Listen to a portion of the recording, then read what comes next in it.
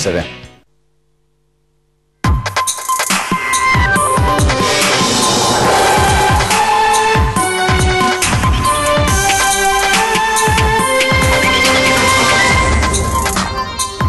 Allarme e radicalizzazione nel carcere di Padova, a lanciarlo il segretario generale del sindacato di polizia penitenziaria in visita a 2 palazzi. Nessun agente conosce l'arabo in un'area a rischio come la nostra.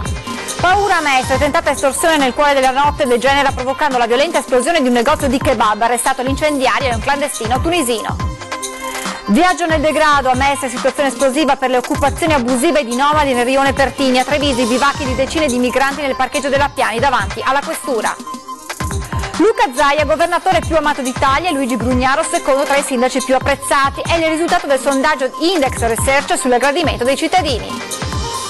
Il governo impugna la legge regionale che obbliga gli uffici pubblici a esporre anche il leone. Tra una settimana ne verificheremo la presenza o l'assenza con le telecamere. Subito polemica il primo atto della commissione bicamerale d'inchiesta sul settore bancario, nominato presidente Pier Ferdinando Casini. L'attacco del Movimento 5 Stelle è una vergogna, Casini è un uomo del sistema. Raffica di errori del Telegraph, noto giornale inglese sugli itinerari turistici in Veneto, lo scivolone più grave quando scambia una veduta famosissima di Bassano per la città di Mantova.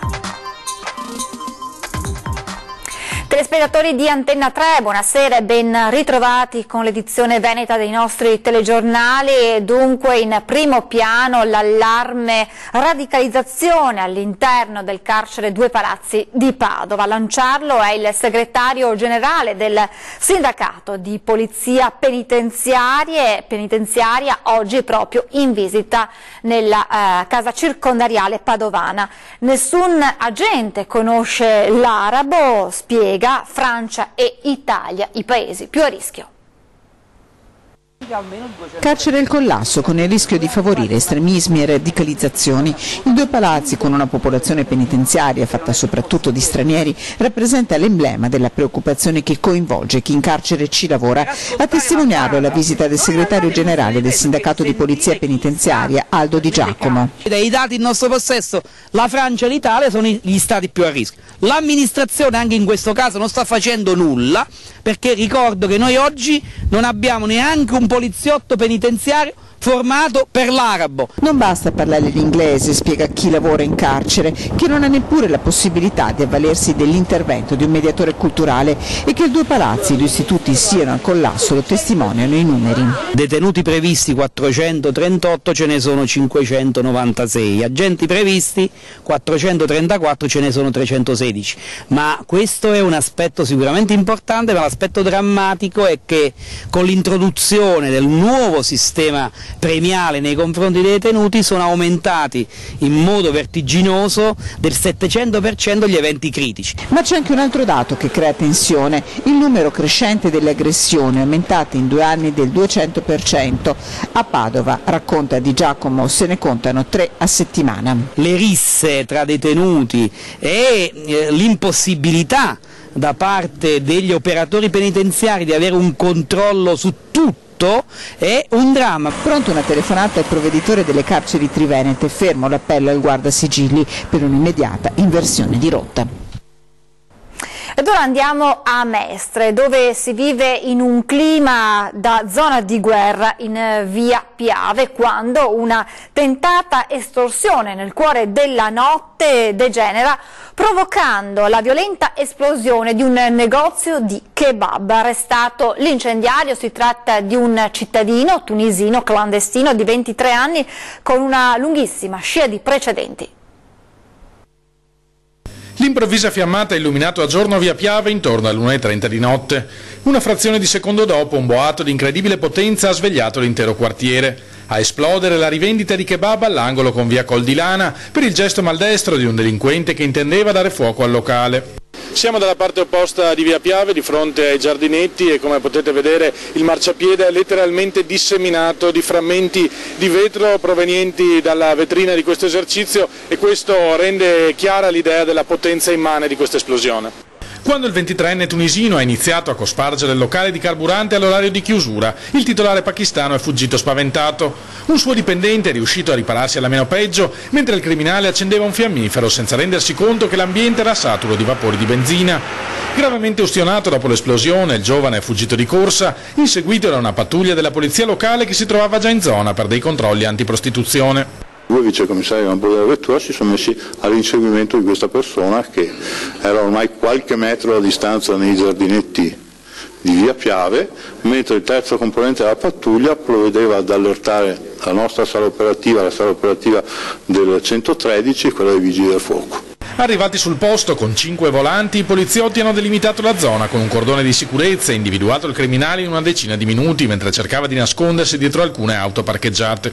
Parliamo di un cittadino tunisino del 94, irregolare sul territorio nazionale, che è gravato da precedenti di polizia sia per reati inerenti allo stupefacente che per resistenza pubblico ufficiale e anche per una ipotesi di falsificazione di monete. Il 23enne è stato arrestato con le accuse di tentato omicidio, estorsione e incendio doloso.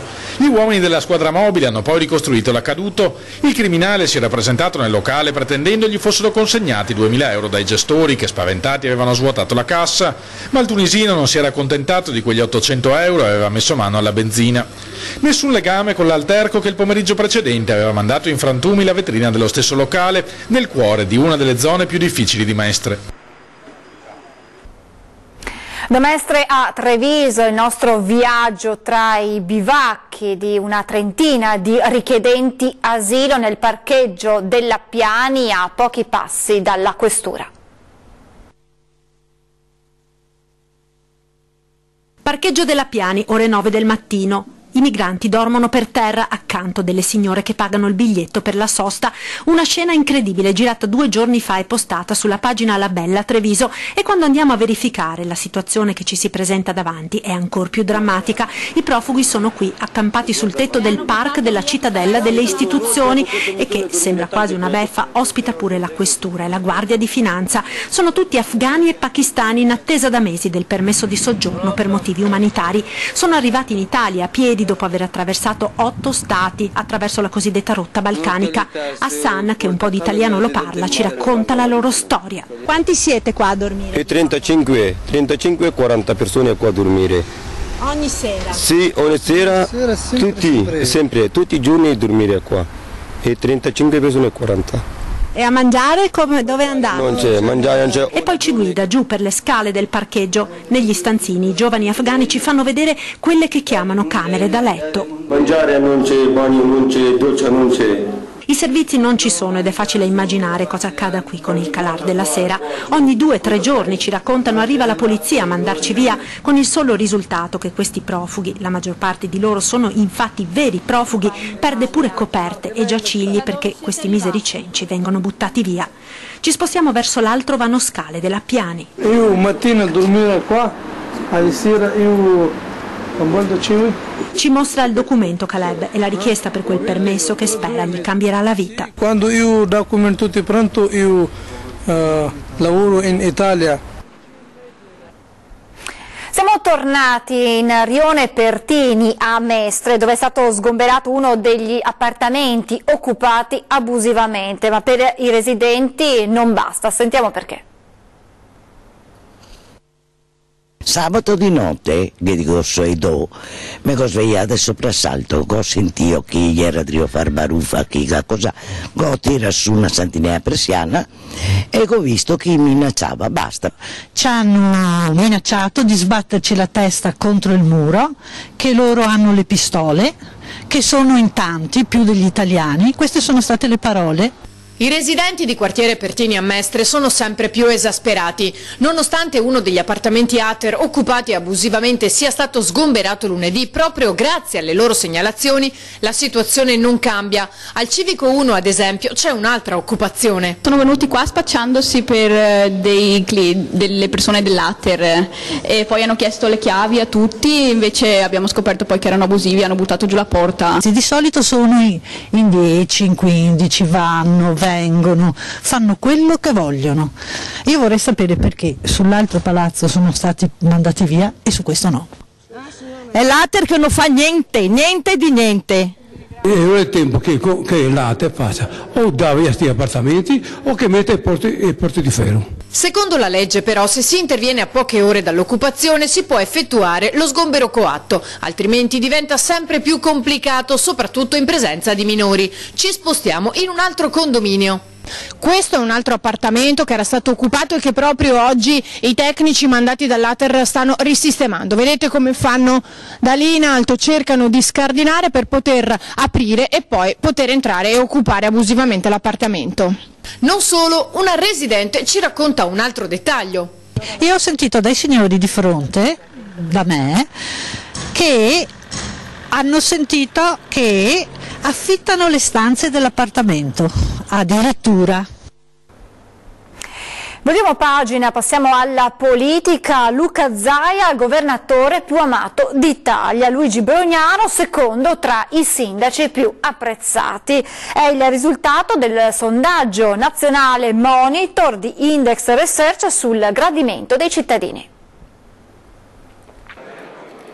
Dalla medaglia d'argento a quella d'oro in poco meno di 12 mesi, e proprio nell'anno in cui si sono moltiplicati i contrasti aperti con il governo, dal referendum sull'autonomia al caso vaccini, fino alla questione FAS. Insomma, un Luca Zaia battagliero piace ai veneti, tanto da premiarlo come il governatore più amato d'Italia.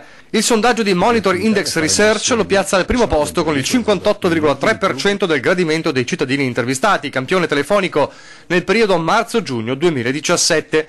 Un balzo di 3 punti percentuali rispetto al sondaggio del 2016 che lo vedeva comunque secondo dietro a Michele Emiliano, governatore della Puglia sceso al terzo posto, dietro al governatore PD del Piemonte Sergio Chiamparino. Un successo che Zaia dedica alla sua squadra di giunta, aggiungendo: spero che questo riconoscimento sia determinato soprattutto dal fatto che la gente percepisce che tutto ciò che facciamo lo facciamo con il cuore, e puntualizzando poi: ogni statistica va valutata con equilibrio, perché se la media dice che ogni italiano mangia un pollo l'anno, significa che ce n'è uno che ne mangia 10 e altri che non lo mangiano mai. Ma il segnale che arriva da queste indagini mi sembra chiaro: nel lavoro istituzionale serve prima di tutto il rispetto verso i cittadini amministrati. Ma Index Research dà i voti anche ai sindaci dei comuni capoluogo di provincia, e se la vetta spetta al PD Dario Nardella a Firenze, il primo a sorridere tra i veneti è Luigi Brugnaro. Il sindaco Fucsia di Venezia ottiene il secondo posto con il 61,5%, migliorando la sua prestazione dello scorso anno.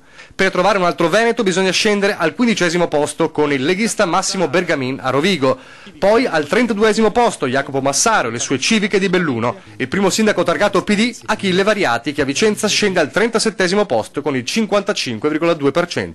Gli altri non pervenuti, o meglio, non rientrano nel monitor, che si focalizza soltanto su chi ha raggiunto almeno il 55% dei consensi. Insomma, un esercito di primi cittadini veneti finisce dietro la lavagna e rimandato al prossimo sondaggio. Il governo impugna la legge regionale che obbliga gli uffici pubblici a esporre anche il Leon, e allora tra una settimana ne verificheremo la presenza o l'assenza con le nostre telecamere. Sentiamo allora su questo il commento del nostro direttore Luigi Bacialli. Ho qui tra le mani la bandiera della regione del Veneto, il gonfalone, vedete, col leone, poi ci sono qui le frange, le fiamme con i capoluoghi di provincia, sono 7 le province del Veneto, una bandiera bellissima che giustamente il Presidente Zaia l'altro giorno ha orgogliosamente mostrato. Perché l'ha mostrata? Con una certa rabbia, perché il governo ha impugnato la legge della Regione del Veneto che obbliga gli uffici pubblici ad esporre questa bandiera. È una bandiera che è figlia della madre di tutte le bandiere, cioè quella della Repubblica Serenissima con il Leon, una bandiera che sventolava sulle galee veneziane nel 1571 durante la battaglia di Lepanto, per dire una pagina di questa storia gloriosa. Ebbene, il governo ha detto: non potete esporla, ha impugnato questa legge regionale, e io trovo che non ci sia niente di più arrogante e di più vergognoso di una scelta di questo genere: impedire ad un territorio, ad una popolazione di esporre il simbolo che la rappresenta più di ogni altro vessillo. Allora noi abbiamo invitato l'altra sera i veneti ad esporre questa bandiera e la bandiera del Leon alle finestre oppure ai pennoni, sui tetti, e ce ne sono già tante, ma soprattutto vorremmo che tra una settimana fossero esposte le bandiere della Regione del Veneto anche negli uffici pubblici, quindi nelle questure, nelle prefetture, nei comuni.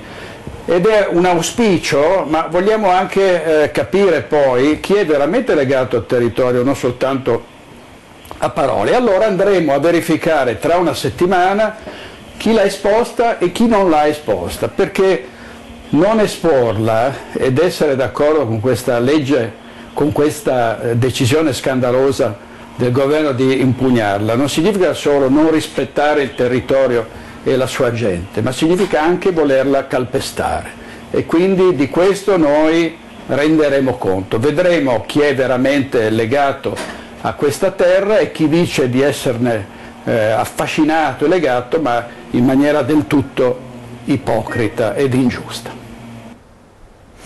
Esplodono le polemiche al primo atto della commissione bicamerale d'inchiesta sul settore bancario. È una vera vergogna. È un uomo di potere, Casini, un uomo di sistema, un amico di banchieri come Geronzi. Il conflitto di interesse in questo modo non si scioglie, ma si aggrava addirittura. Il deputato 5 Stelle Federico D'Inca non va per il sottile nel commentare la nomina di Pier Ferdinando Casini a presidente della commissione bicamerale d'inchiesta sul settore bancario, una polemica che deflagra pochi minuti dopo il primo atto della commissione bicamerale che con 21 voti sui 40-20 di rito, 20 deputati e 20 senatori, elegge il senatore DAP a presidente della commissione. È un legame incestuoso tra banche e partiti che rimane saldissimo, e questa commissione, la commissione d'inchiesta sulle banche, nasce già morta. Gli obiettivi della Commissione sono quelli di chiarire le modalità di raccolta finanziaria, la remunerazione dei manager, la correttezza del collocamento dei prodotti finanziari a alto rischio, ma dovrà anche fare chiarezza sulle forme di erogazione del credito ai clienti di particolare rilievo. L'inchiesta dovrà fare chiarezza anche sull'attività svolta dalla vigilanza. Al termine della legislatura mancano però troppo pochi mesi per attendersi rivelazioni clamorose. Una commissione che non si occuperà solo delle Venete Popolare di Vicenza e Veneto Banca, ma con buona probabilità anche di Etruria, Banca Marche, Carife, MPS. Per il suo funzionamento la commissione di inchiesta avrà un budget di 150.000 euro. Questo è uno schiaffo nei confronti delle persone che hanno perso i propri soldi, e viene subito in mente da Veneto le nostre banche, le banche venete, dove 220.000 azionisti hanno perso tutto, dove il territorio ha perso la capacità finanziaria. Ci fermiamo adesso per qualche minuto di pubblicità e poi torneremo parlando di vaccinazioni. A tra poco.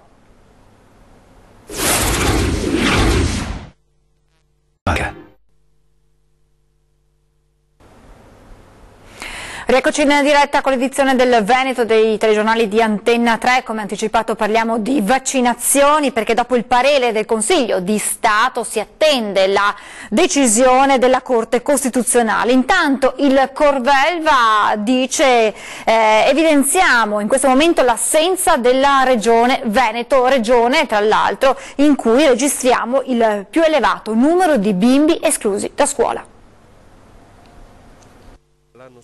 Siamo molto contenti, ci conforta la pronuncia del Consiglio di Stato. Così il Ministro della Salute, Beatrice Lorenzin, commenta il parere del Tribunale che si è espresso ieri sulla legge vaccini dopo il ricorso della Regione Veneto. La Lorenzin si dice poi ottimista anche per la sentenza della Corte Costituzionale, prevista a novembre. Un pronunciamento, quest'ultimo, atteso sperando in esiti diversi da quelli del Governo, anche dal Presidente Zaia, che dopo la decisione del Consiglio di Stato aveva commentato: rispettiamo le conclusioni, il parere lo avevamo chiesto noi. Dibattito che non lascia indifferenti le famiglie chiamate direttamente in causa, e sono soprattutto i genitori ormai denominati Novax a commentare oggi così i provvedimenti della Regione Veneto. Qui vedo l'assenza totale della Regione personalmente, cioè questi ricorsi sono secondo noi specchietti per le allodole, questi ricorsi servono poco o nulla. La Regione che abbiamo, dove abbiamo più bambini fuori da scuola, penso che abbiamo almeno 500 bambini fuori da scuola, naturalmente stiamo parlando di scuole materne e nidi, più un'altra serie che addirittura non stanno neanche, hanno ritirato direttamente i bambini. E così le famiglie che hanno visto i figli respinti da nidi e materne o che di loro spontanea volontà hanno ritirato i bimbi da scuola si stanno organizzando in forme di homeschooling. Mi fa piacere che i genitori si stanno organizzando e stanno creando qualcosa di alternativo alla scuola materna e al nido. Nel vicentino tantissimo, nel trevigiano tantissimo, nel veneziano tantissimo. E a proposito di Novax e legali del dottor Roberto Gava, radiato dall'Ordine dei Medici per la sua posizione sulle vaccinazioni, hanno presentato ricorso alla commissione ministeriale, provvedimento che di fatto sospende la radiazione. Gli ultimi provvedimenti regionali annunciati per meglio gestire l'emergenza FAS non bastano ancora, secondo il Movimento 5 Stelle che rilancia. Si svegliano sempre tardi, quando ormai i buoi sono scappati noi chiudiamo la stalla. Lapidario il commento della consigliera 5 Stelle delegata sull'inquinamento sui FAS nella zona rossa, all'indomani dell'annunciato provvedimento di riduzione dei limiti degli inquinanti da parte del presidente della Regione Veneto Luca Zaia. Ha fatto 30, ha messo dei limiti, bravo, bene, ora proceda con la bonifica della Miteni. Il tema delle bonifiche resta un punto nodale per il Movimento 5 Stelle, che propone inquietanti considerazioni. Al momento stanno solo caratterizzando il sito, questo non vuol dire che stanno bonificando, vuol dire che stanno cercando dove sono i rifiuti. Ma la domanda è, li vogliamo anche trovare questi rifiuti o li stiamo solo cercando? Perché se li volessimo trovare ci sono molte tecnologie disponibili e anche un metodo di ricerca molto più incisivo. E già come è emerso dalle audizioni della Commissione Ecomafie, stanno cercando i rifiuti nella parte sud dello stabilimento, quando invece è emerso dalle audizioni che i rifiuti sono stati interrati nella parte nord dello stabilimento. È per questo che ci viene il dubbio. Ieri Luca Zaia ha inoltre chiesto al governo poteri commissariali per meglio gestire l'emergenza FAS, ma la Perenzoni rilancia. Ma io farei anche un passo ulteriore, oltre allo stato di emergenza chiederei che l'area, la zona rossa, ma soprattutto l'area della Miteni, fosse riconosciuta come un sito SIN, sito di interesse nazionale, perché allora lì si puntano i fari e finalmente si fa quello che non si è fatto fino ad oggi, cercare la vera causa e toglierla da lì. Il riferimento a questo riguardo è il modello adottato per la bonifica di Porto Marghera. La cronaca, 4 cugini rom dediti secondo gli inquirenti alle rapine sono stati arrestati all'alba dai carabinieri. Viene loro contestato un colpo in Trentino, un arresto è avvenuto nel quartiere trevigiano di San Liberale. Rapina aggravata in concorso è l'accusa con cui è stato arrestato all'alba in via Sicilia, nel quartiere di San Liberale, un rom di 30 anni ritenuto uno dei componenti della banda Rajdic, sodalizio criminale dedito, secondo gli inquirenti, alle rapine di preziosi. Il blitz, scattato questa mattina da parte dei carabinieri di Trento, Treviso e Verona, ha portato all'arresto di 4 rom, cugini tra loro, specializzati in furti e rapine ai danni di rappresentanti orafi tra Trentino, Veneto e Lombardia. Viene contestato loro in particolare un colpo per un valore di circa 5.000 euro avvenuto all'Avis in Trentino lo scorso 2 agosto ai danni di un rappresentante di preziosi della provincia di Vicenza. La vittima era stata minacciata con un coltello da 2 uomini fuggiti a bordo di una moto, una Yamaha Faser. Le immagini delle videocamere di sorveglianza avevano consentito di risalire ai 2 autori, successivo l'accertamento delle responsabilità degli altri 2 complici. Incendio questa mattina intorno alle 12:45 a Villa Verla, nella cucina di un appartamento posizionato al secondo piano di una palazzina. Nessuna persona è rimasta ferita. I pompieri di Vicenza, intervenuti con 2 mezzi, tra cui l'autoscala, hanno spento l'incendio evitando la propagazione delle fiamme che hanno bruciato i pensili della cucina all'intero alloggio. Le cause dell'incendio sono al vaglio dei vigili del fuoco e potrebbero essere riconducibili a cause elettriche. Le operazioni di messa in sicurezza dell'abitazione sono terminate dopo circa 2 ore. E un altro incendio scoppiato nella mattinata nel Trevigiano, a Volpago del Montello, ha creato attimi di paura. In fiamme un camion della nettezza urbana.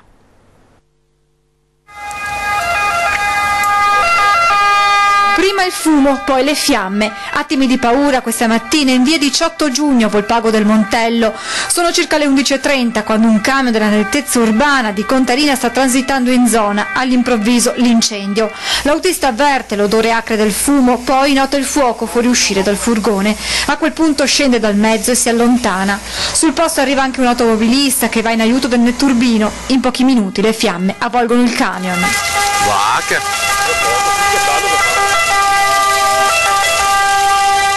Nel frattempo arrivano 2 squadre dei vigili del fuoco che in pochi minuti riescono a domare le fiamme. Alla fine solo tanta paura, ma fortunatamente nessuno rimane ferito. Il rogo sarebbe stato innescato secondo una prima ricostruzione da un cortocircuito. Cambiamo argomento, scivolone del noto giornale inglese Telegraph che scambia una famosissima veduta della splendida città di Bassano del Grappa per la città di Mantova. Il Veneto non è soltanto Venezia, c'è molto altro da scoprire in quest'angolo di nord-est d'Italia. Comincia così il servizio di The Telegraph, versione online, nella sezione viaggi del noto giornale anglosassone. Si descrive un possibile tour alla scoperta di Padova, Treviso e Castelfranco, Vicenza e Bassano. Splendida cittadina quest'ultima, ai piedi delle Prealpi, dove il fiume Brenta scorre fino a buttarsi nell'Adriatico, rinomata per la sua grappa. Città da cartolina, tanto da comparire in una delle 2 foto che corredano l'articolo. Nessuna menzione del Ponte Palladiano, nonostante quella pubblicata sia proprio l'iconica veduta di Ponte Vecchio. E infatti errata è anche la dicitura che accompagna l'immagine. Qui lo scivolone dell'esperto di viaggi. La foto in questione attribuisce la veduta alla città di Mantova, altra località fin dove il viaggiatore si spinge per questo piccolo viaggio, varcando, ma anche questo non è ben specificato, il confine del Veneto, in visita alla città tanto cara a poeti e scrittori. Per The Telegraph questa foto ritrae dunque Mantova e non Bassano del Grappa, uno scivolone poco british. Vi ricordo l'appuntamento con 20:10 che torna puntuale questa sera, ospiti in studio Massimiliano Barison, capogruppo di Forza Italia in Regione Veneto, e Simone Scarabel, consigliere regionale del Movimento 5 Stelle. Per l'edizione del Veneto è tutto, vi lascio come di consueto le previsioni del tempo, vi ringrazio per averci seguito e vi auguro una buona serata. Arrivederci.